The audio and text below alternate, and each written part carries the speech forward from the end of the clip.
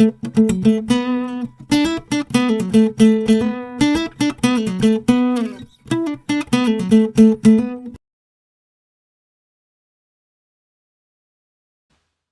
there, Kirky. Another podcast session. Here we are again. Again? Number four. Number four. I can just about count up. 4. That's amazing we've lasted this long. Yeah, well. You know, it is what it is, isn't it? Yeah. But are you enjoying it? It's all right, isn't it? Something to do of an evening. Yeah. No, it's good fun. Yeah. And thank you to all those who have made comments, left comments, Yeah. et cetera, et cetera. Keep them coming. And suggestions. We need suggestions. We certainly need suggestions. Because we're running out of ideas already. And we're old and senile. Yeah. Well, one of us is. Who's that? Couldn't possibly say. Anyway, on to tonight. Yeah, well, what's happening tonight, Kirky? Tonight, we are going to have a chat with a very good friend of mine, very good friend of yours, Ken. So I've been told. Yes, and I've got to get this bit right. He, she, it. Yes, a he. It's definitely a he. It's the one and only Podge Blacksmith from the AC/DC tribute Livewire. Cheers, guys. Thanks for having me in. It's nice to see you. Yeah, it's nice to have a bit of a giggle, isn't it, eh? Oh, it is. The last time we was in your secret location, I can't remember where it was. So, It's that secret. yeah, I know. Yeah. I mean, I was blindfolded by that scantily clad woman that you sent to collect me. Yeah, that was me, actually. Was that you? Yeah. Yeah. That's good. Yeah, often Yeah. scantily clad. Yeah, that was me. Yeah. And I used to thought, this is going to be good. Scantily clad, blindfolded, and then the next thing is when she took the blindfold off, so I got you two sitting there in front of me in your secret location in Devon. Oh damn! Oh no! Damn! That means you can't leave now, Podge. Oh no! Yeah. Does that It's mean just- that scantily clad woman's coming back for me? He is. But it was so long ago. She's grown a beard Again? again. Yeah, so you're saying the last time you were here, Yeah. we had a chat about this. Was it on our first pod? We got to know, no, second one, wasn't it? That's How we right. got to know each other. And you used my pseudonym name, didn't you? Yeah, we did. Yeah, apologies for that. That's all right. No worries. You know, bit like Dave on the corner. Oh, right. Sells the stuff, the pills, and Yeah. anything you need, listeners, just Yeah. let us know. He does a good price. Yeah. Just don't go to his mate Robin. Yeah. But we done some recording, didn't we? We did, Which was really good. Yeah, with Simon. Yeah, with Simon, which is very good. And he moved up to Lincoln, but he wants to come and join us. And you know, one day if we get enough microphones, and if we ever get some money, we won't do anything.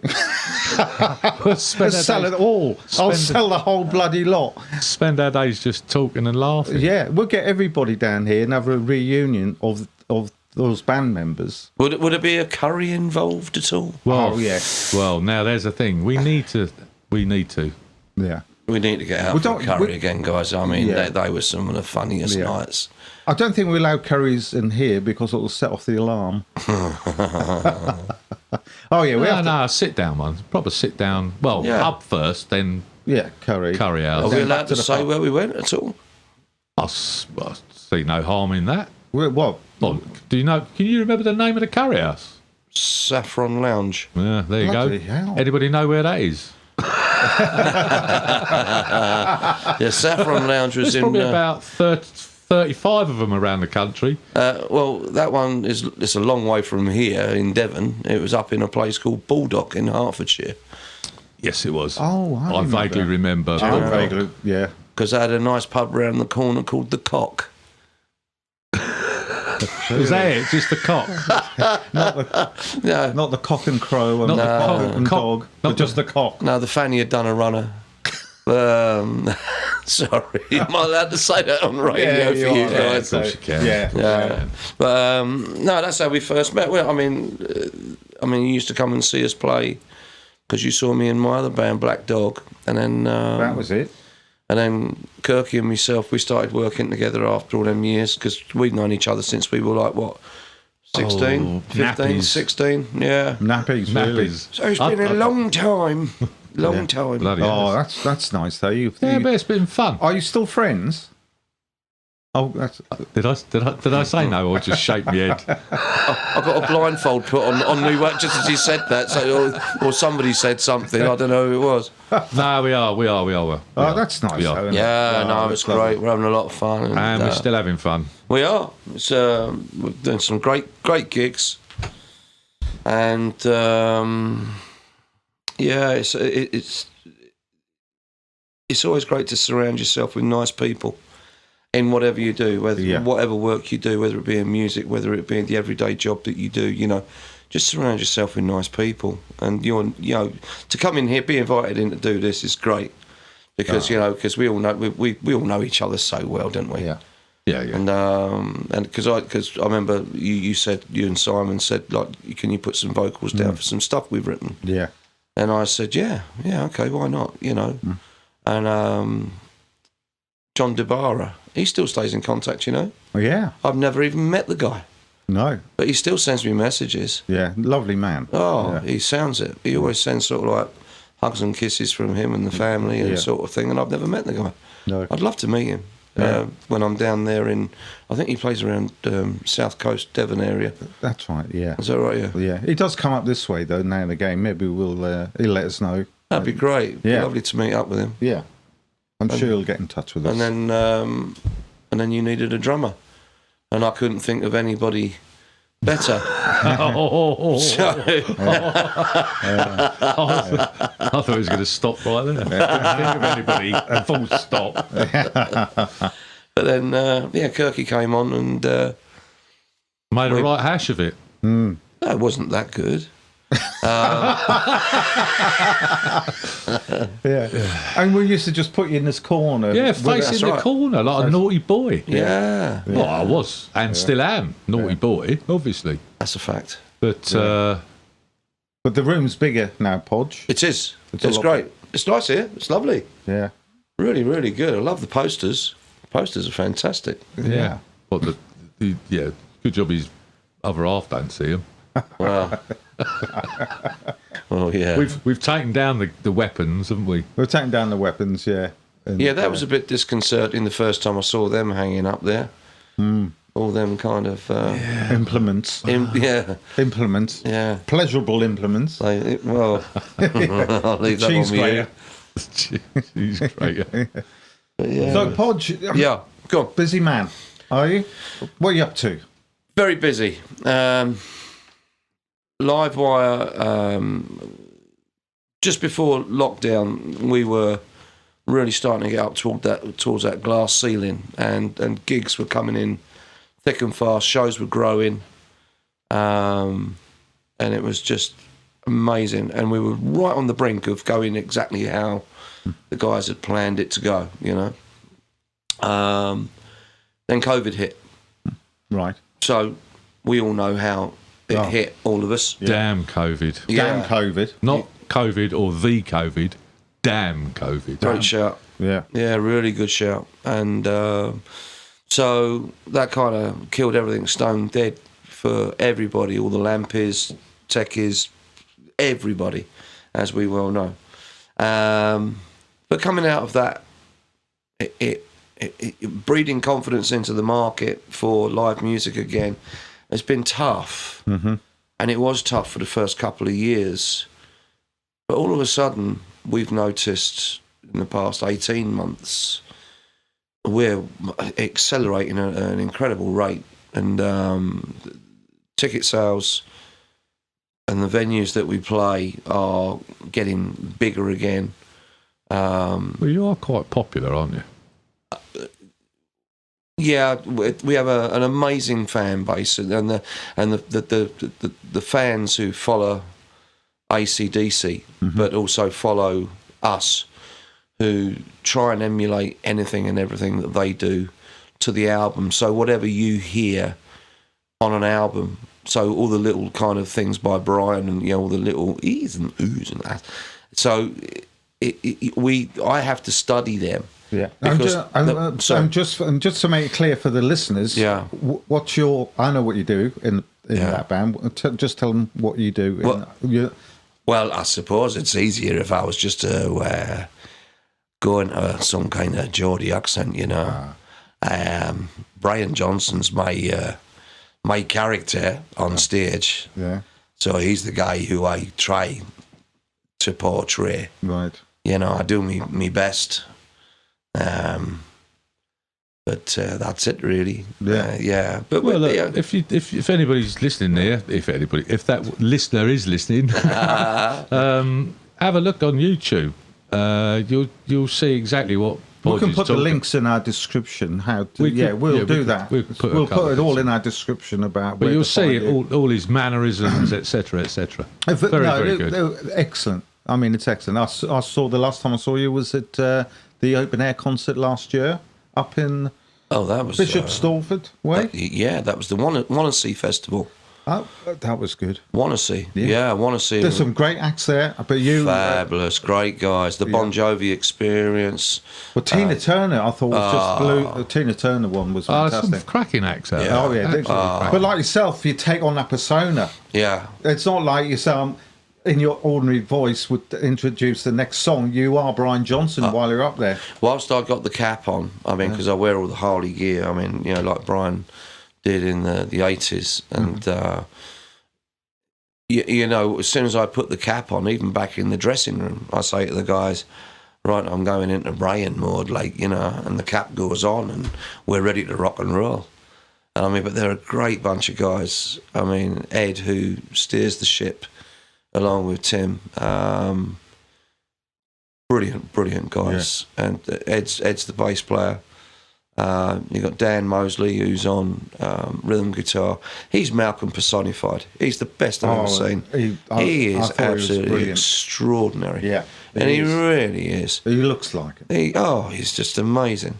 Yeah. Simon, I've never worked with a player, no disrespect to anybody else I've worked with, but I've never worked with a player who has studied a character of such repute, being Angus, and wants everybody else who is a part of it. So whether it's Ed, whether it's James on drums, whether it's Dan on guitar, whether it's me on vocal, it is so meticulously studied. And I tell you, and we want to give the punter the best possible AC/DC experience. It's like if you come and see us, you know, you may have seen AC/DC wherever, but we look at certain videos. Somebody will say, "Oh, watch the video from Paris," or "Watch the video from 81," which is normally the Holy Grail from Donington.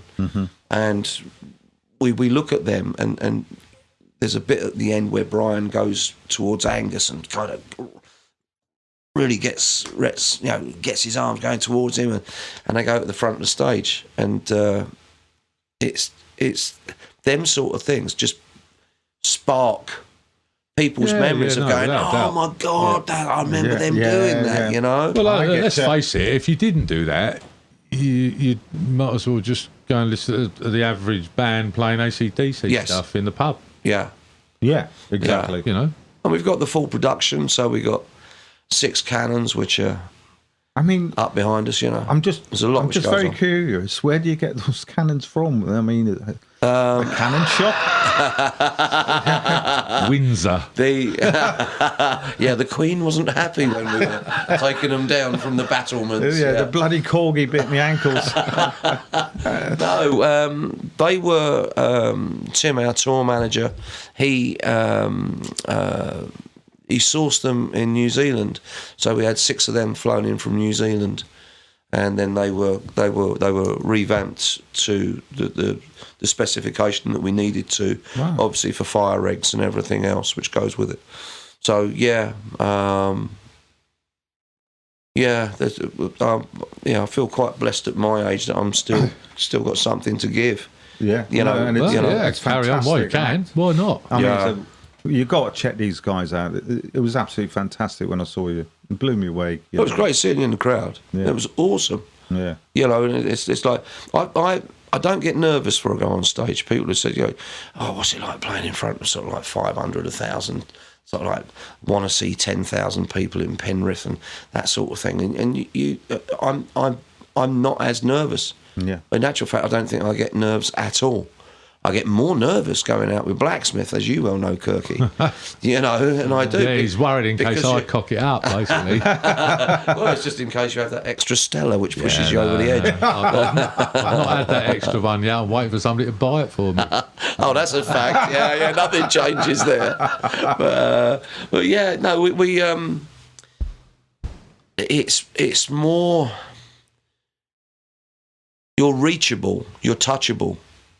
When you're playing in front of sort of like 50, 60, 100 people, 200 people as Blacksmith, people can stand directly in front of you. Mm-hmm. And it's kind of... Oh. Yeah, is he enjoying himself? Like, Yeah, and so it's... I still love it. I still really, really enjoy it. Right. And even though Livewire is a different beast, but I still love doing all the old stuff, like some Poison and some Aerosmith and some Phil Collins and all that sort of stuff. Yeah. And we do, and we have fun doing it. Tears for Fears, and we do have a lot. We do have a lot of fun, that's for sure. Yeah. But I feel very blessed with who I'm surrounded by, musicians wise. Yeah. I feel very blessed that and they think enough of me. Either that or they haven't found anybody else yet. But what's that little list I see come out there? It was quite a long list, actually. So you've got the 5 band members playing. How many? Yeah. How many have you got in support? The crew? How many? Crew? Who behind the scenes? Who help you pack up? Doing the pyrotechnics. Do you have your own sound? Do you have your own sound guy? He doesn't know that. He's back in the hotel room by then, isn't he? John Hicks, he's a brilliant sound engineer. He's our front of house sound engineer, so wherever we play, he's out front, and he does all the miking up and everything of the kit and stuff. He's our front of house sound engineer. Our on-stage monitor engineer, who looks after all the in-ear mixes, is Richie. He's been a godsend to us. He's been amazing the past couple of years, just fantastic. And then we got Mr. L. He's a drum tech. I suppose you could call him acting stage manager at the moment for us. Mm-hmm. He's doing a wonderful job. And then we got Matt, and then Alex, Tom. So yeah, we got some crew who we fully respect. And do you have a manager sorting out your gigs? Yeah, tour manager. Yeah, Tim, Ed, Tim, and myself. We look at venues. So we kind of, it's like the Electric Ballroom in Camden, which we've just looking at for the tour sheet. We've recently done St Albans Arena, which was pretty special for me because it's like a hometown gig, So I've got a long old drive to get back home after Devon being here, wow. And but yeah, it's it's an amazing setup. It's professionally run. Yeah, well, you can tell it's professionally done. The whole lot is professional. I mean, yeah. Just blew me away. I thoroughly enjoyed myself. You've got to check these guys out. You really have to. If you're an AC/DC fan, go and see these guys. Just wonderful. Wonderful experience. Thank you. Yeah, it's great. So when I saw prior to that, though, you had the Scott on Scott. Is it? We did. Yeah, we used to have 2 singers. So we unfortunately we parted company. Mm-hmm. Things weren't working the way that we would have liked to. Mm-hmm. So the guys said to me, they said, how does your voice hold up? Could you do 2 nights, 3 nights, 4 nights? And I said, yeah, because our show runs for like 2 hours, 20 minutes, 2.5 hours. And I said, yeah, no problem.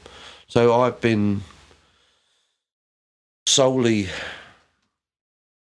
sole vocalist of, apart from the BVs, obviously be Dan and Ed, but I've been portraying Brian with a very healthy amount of Bon Scott stuff in the set over the past 3 years. Right. You got stuff like Dirty Deeds Done Dirt Cheap. You got the first couple of Livewire. albums. There you go.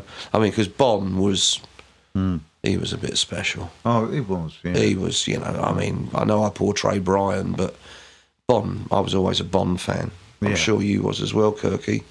Or was you not? No, how can I put this? No, I've for some reason I've never been a massive follower of the AC/DC. Oh, yeah. I mean, don't get me wrong, live. Look, let's face it, any live performance is good in my eyes. Yeah, when the production's good. That's right. Yeah. Doesn't matter what the band is, what music it is. If it's done well, it's good to watch and listen to. Yeah. But I mean, to be fair, I mean, I've seen ABBA tributes, and I think one or two of them are absolutely fantastic. Yeah, brilliant. But I've seen others that are not. Yeah. But so I've never been a massive AC/DC fan. No. But you've appreciated what they've done for the industry and all the extra songs that they've they got to be throw doing in. something right, haven't they? Yeah. Christ almighty. Yeah, well, they're just a good old-fashioned rock and roll band. Yeah, rock and roll. And trying to emulate what they do isn't as easy as what you think. No. It's really not. You have to get the right guy behind you on the drums to do it. And I tell you what, we've had some really good drummers sit behind us. Mm-hmm. James at the moment is just excelling at the job. He's brilliant, superb. I remember seeing ACD and Let There Be Rock, and there's just a steady beat going on while Angus is just jumping around and going around the whole auditorium. Yep. And he's kept that beat going. Yeah. Spot on for a good 10 minutes. Let There Be Rock. And then it just does a chord change when he gets back onto the stage. That's it. That's and you it. think, Phil Rudd, wow, but you guys did it on Let There Be Rock. It was great. It's just constant. It's just full on in your face. How you do that? But I mean, I feel quite. As I say, I mean, the guys who were in before me, Pete who portrayed Brian before me, then you got Daz who was on the drums, you got Gary, John who was on Bond duty, Dave who was on Bond duty, Ash, great guitar player, mind you, he's a brilliant all rounder actually, Ash, and. Livewire's been going 25 years. 25 years. Really? And I've been with Livewire for 7 come June. Really? Yeah. So for me to be involved after 18 years of it already been going on is a bit special. Yeah. It really is. It can get tiresome at times, but that's touring for you. Oh, it must be knackering. Oh, it is. But we get a tour bus out for some of the longer journeys.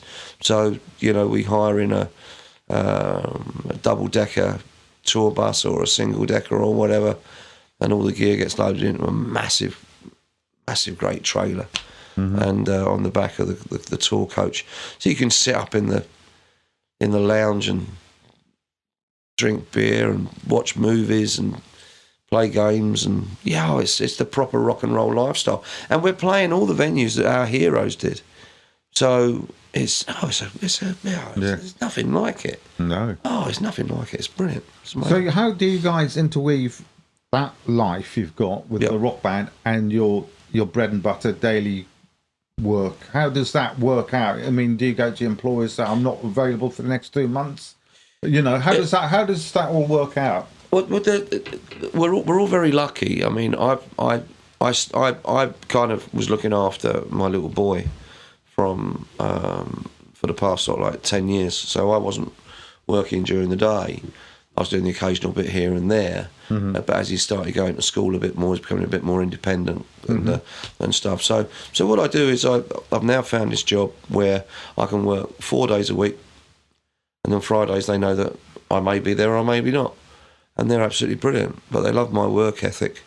I've just got back from Scotland and Stockton-on-Tees, and And the rest of the guys have got another great relationship with the companies that they work for. So we're all very lucky in what we do. And we're all so far apart. I mean, really? Oh, we're all over the place. Newcastle, Hastings, Stoke-on-Trent, Gainsborough, Hertfordshire, Wrexham in Wales. We're all over the place. So Wow. What about rehearsals? Obviously, I knew he was going to ask that. Yeah. We have our psychic session now. What's that filthy word? Well, we have to go away. We get homework, and we talk about what version we listen to, and we tend to listen to the studio version first, because you don't pick up bad habits from live recordings. So what we do is we listen to the studio version first. You go away, you learn it parrot fashion, then you come back, and then they'll go, right, after the first verse, where it normally goes that for like 12 bars or whatever, now on the live version from Paris, it does this. So then it so then you start doing little bolt-ons. So as long as you got the crux of what's going on with that, then, and all the rehearsals are not rehearsals, as you say. It's like, we get into sound check, and sound check can last anything from sort of like 10-15 minutes. Everything's all good, the IEMs are great, you've got great mix, everything, or we can be there for an hour. And then what we do is we start working on new songs bit by bit by bit by bit, and then they all start coming together. Right. But yeah, no, it's fabulous. It's really, really well run. It has to be. It has to be ran well, because otherwise it'll just fall to pieces. Oh yeah. Yeah. So, but yeah. And has anybody reached out to Angus Young or his management, or to say, look, we love you and this is what we do? Do you get any feedback from AC/DC themselves? Or I guess there's loads of bands, cover bands doing that, or have you tried and reached out to them? No, we've never felt that we've needed to, and that's not meant in an anal way, because we play what we love playing. Livewire have had close association with members or people who have worked with AC/DC themselves. Really? Right. Wow. There was a guy called Mike Hill. God rest his soul. He died a few years ago, bless him. Mike Hill switching systems up there in Bletchley, and he'd revamp all switching systems for Adam Clayton of U2, Chris Martin of Coldplay,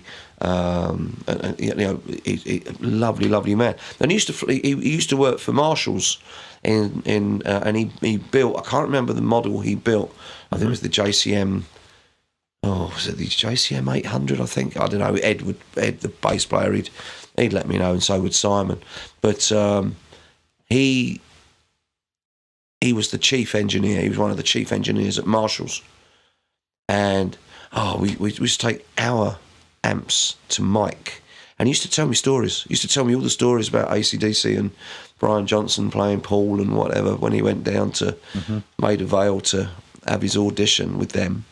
And he told me other things, which is, and I've read it. He told me all about these stories before the book, The Lives of Brian, came out. So when The Lives of Brian came out, an autobiography by Brian Johnson, I'm reading this and I'm going, oh my God, it's like, wow, this is what Mike was telling me. Right. It's incredible. And I'm going, oh, this is amazing. So he'd tell me all these things, and then this come from the horse's mouth. And then there was another guy called Jeff Banks. His name in the industry was known as Bison, and he used to Bison? Bison, yeah, that's what I used to call Well, a washing bison. No, Bison, not Dyson. Sorry. And but he was Mike, and I've heard some stories about Bison, but he was guitar tech for Livewire, and he was Angus Young's and Malcolm's guitar tech.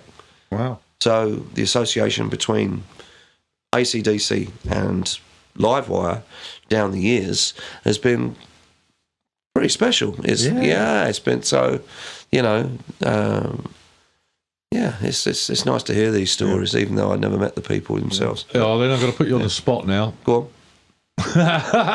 He says. Right, forthcoming dates. You got any of them in your mind, or can you think of any that we could let listeners know? Yes. Either band, either AC/DC or Blacksmith. Not a bad outfit, even if I do say so myself. Blacksmith is a great outfit. They're lovely. Yeah. Well, we've got Teddy Rocks, which is a fantastic festival this Saturday, the 4th of May. May the 4th be with you. Yeah, here we go.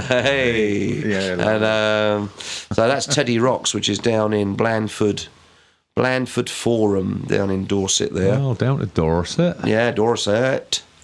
So we close Teddy Rocks on the Saturday night, but then there'll be obviously there's music on the Friday, music on the Saturday, and music on the Sunday, and it's all for cancer research. It's a fantastic, massive production, huge production. You want to see the pyros and flame boxes and throwers and goodness knows what else they're putting on for us when we come on, which is pretty awesome. So that's on May the 4th, this coming Saturday. And then we got Northwich, Lancaster, Bristol, Bedford Corn Exchange. That's like a hometown gig for me. That's on Friday the 31st of May. And then it's Chesterfield, Great Torrington, Tavistock, Narberth, St Donats, Halifax, Sale, Gateshead, Moira, Bilston, Lytham St Anne's. So as you can see, we're all over the place. The list goes on. And it does, yeah. But I've been asked to do some shows for a German friend of mine called Nick Closer, and he has a Nick Closer project out there in Germany. But he's just asked me to do 16 dates in France in October, 16 continual dates, which I can kind of work in between Livewire. So is this somebody else's music? No, it's another DC trib. Oh, really? Right. Yeah, because obviously there's a lot of them around the world. I know they're huge. Yeah, absolutely huge, massive. Yeah, bonkers mad out there. And we get flown out to Cyprus for Cyprus Rocks, another fantastic festival at the beginning of October. So we'll do that, and then I'll be kind of slotting the France gigs in between what I do with Livewire. And then at the beginning of November, I fly out to Germany to help out Nick to do 2 big shows out there.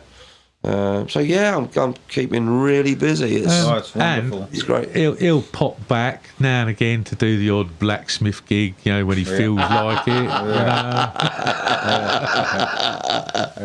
Yeah. I mean, how do you feel, Podge, when you sort of do these big gigs, and then you with Blacksmith, in a pub, and you guys are great. I've seen you, and you're fantastic. What I'm trying to say is about how. Do you still have the enthusiasm when you go into a small gig just as much as when you're doing a big gig? I don't feel any different. I just want to sing. Right. And when you're working with people like Kirky, Gary Brown, Elliot Thomas, Jack Kemp, Tony Kemp, when you're working with nice people, and these guys really know their stuff, really good musicians, there's something washes over you, and you can't help. It's all I've ever wanted to do. All I've ever wanted to do is sing. And when you work and play with the right people and nice people, music then just takes over. And it does. And it really does. And I've always said that even if you play certain places, like, you know, where you got a guy sitting there with wood pigeon in a cage under his arm, you know, puffing on a Woodbine cigarette or something or other, going, what's this bloody nonsense like, you know. I've always said that you cannot generate energy off stage unless you're generating energy and fun on stage first. Yeah. And that's what we all do. Yeah. Whether it be with Livewire, whether it be with Rockface, whether it be with Blacksmith, you know, whether it's other musicians I work with, you've got to please the other musicians that you're working with first. Yeah. And you then get this tingle.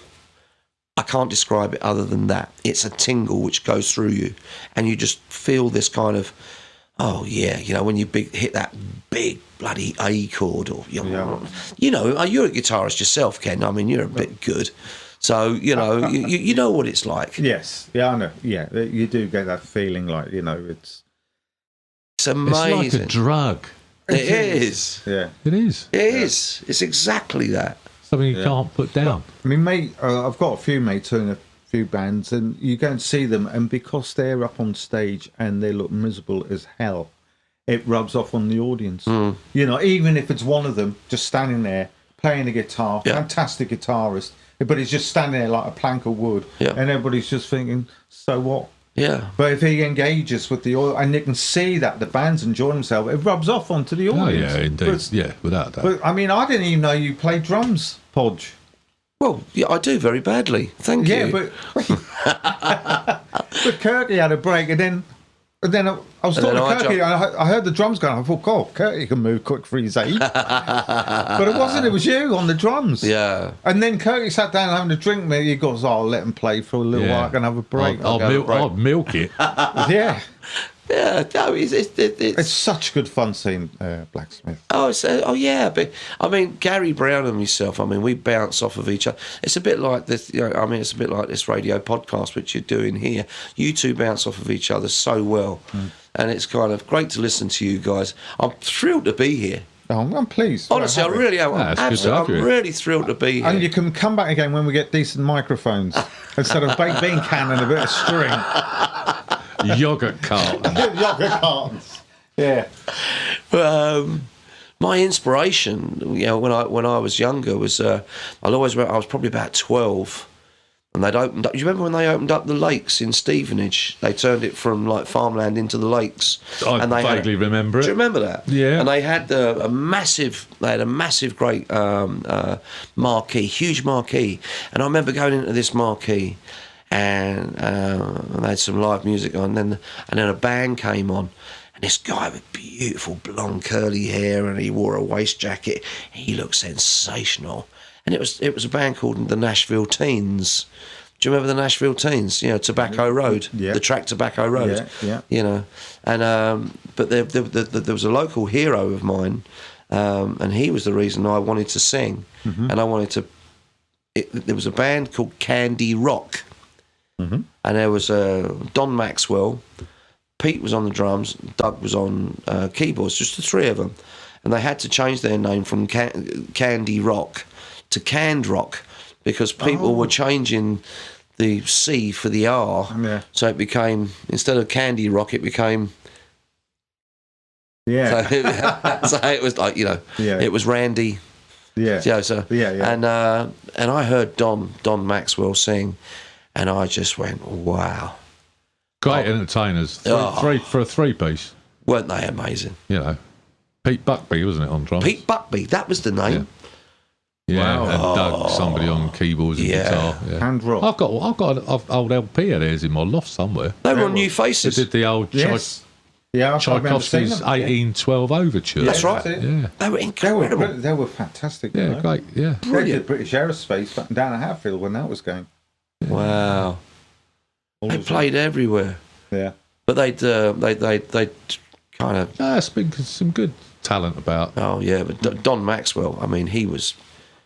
Wow. I heard him sing, and he had this incredible voice. Amazing voice. Good range, from what I can remember. Amazing. A range that I will never achieve. Yeah. But he was the one where I just went, oh, yeah. Oh, this is great. This is what I want to do. You know? I remember when I was young and listening to AC/DC when it first came out, and my father had a gramophone record player where you could stack up six. A gramophone. Yeah, you could stack up 6 records. Remember that? Yeah, not CDs. Remember that? And then the arm used to go up and move across, and then the next record dropped down.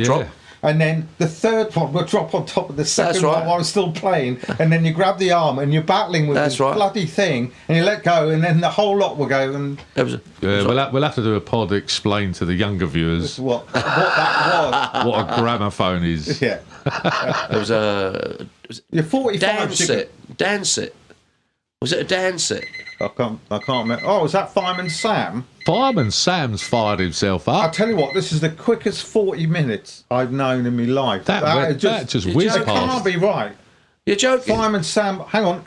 Is that 40 minutes? I'm going to look at the digital audio workstation and see. What you mean, the one that didn't work last time? 40 minutes and 23 seconds. So look, that's the closest it's ever been. Yeah. Wow. Yours is a touch fast then, isn't it? Oh my goodness. Yeah. Touch fast. Well, don't touch it then. So have I taken over your show a little bit? Sorry. No, that's exactly what it's about. I don't know, I just giving you as much information as I want. I've got 110 exactly more why questions, you need to come back. And that's why you have to come back, Podge.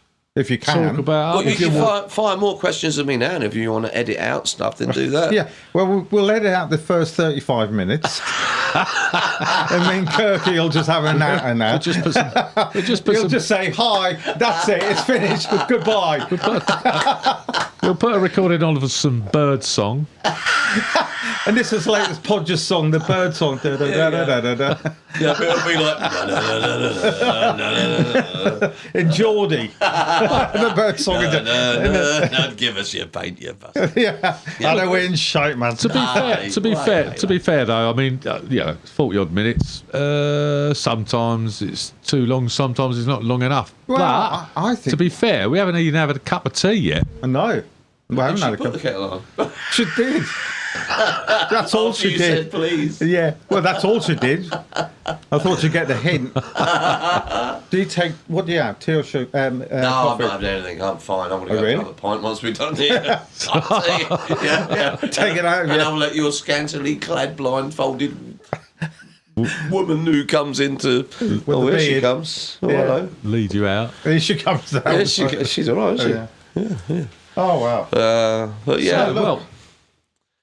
That's amazing. I can't believe that's gone so quick. Yeah, it has indeed. So wow. We'd love to get you back again, Podge. Yeah, indeed. And maybe ask me the questions that you really want to. No. I was just going to go on to about how you balance your personal life. I mean, you're just chocker. You got a kid and your missus and all, and there must be understanding. That's it's very. It can be difficult. Let's put it that way, because I'm doing all I've ever wanted to do.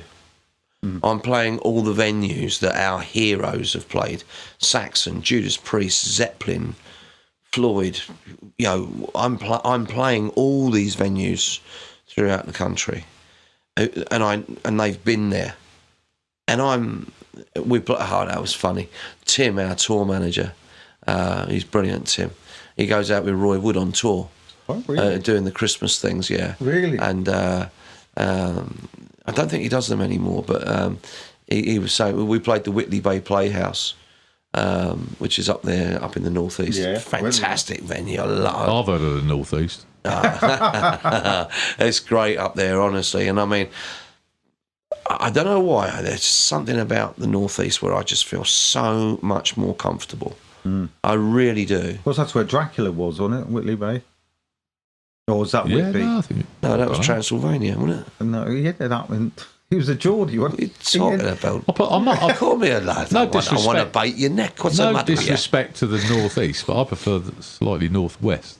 Slightly northwest. Yeah, more northwest. What are you talking about? Manchester. Oh yeah. Oh no. Oh no. Well, we're going to start a pitch battle now. We've got to be careful. Maybe we'll edit this bit. No. It's fantastic. I've been up there to a few places. Great fun. It's amazing. But welcoming people. And I was in the dressing room, and because there's three dressing rooms. There's and you just choose a dressing room and you get your clobber put in there and you hang it up and put it away.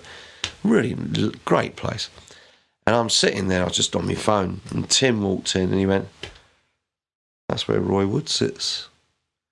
And I went, "Really?" He went, "Yeah, that's where he sits." So it's really strange, you know, to see My Baby Jive and all them things which I used to listen to when I used to go to the sort of like the youth clubs and stuff. Yeah. And then I'm now sitting in a seat on the guy who sang and wrote that song. Yeah. And all these other big stars, Jeff Lynne and all, it's amazing. And at my age, as I say, I feel blessed that people still think I've got something to give at my age. Yeah. People think I dye my hair. I don't. He ain't got any. He dyes his wig. He dyes his wig. Yeah. Nah, the only reason I got hair on my head is because I brush up from my arse. But that's about it, really. I've got a long flowing hair down my back. None of my hair, just all down your back. Just all down your back. Yeah. All right. Well, look, Podge, we'll get you along again, hopefully in the near future. Thanks very much for turning up. Yeah, thank you indeed. It's great to see you again, especially in the secret location. Yes. And it is secret, isn't it? Yes. That's all right. It's past. It's past security. Good enough for me. All right. Cheers, I suppose Ken. we ought to say good night to everybody, or cheers, good Kirky. afternoon, or whatever it is. And good night to who's ever listening. I mean. Thank you, Podge. No, it's great. Really good. Yeah, keep listening and check us Yeah. some stuff on the old thingy. And comments. That's it. Please subscribe and Yes, like. please. Like and like.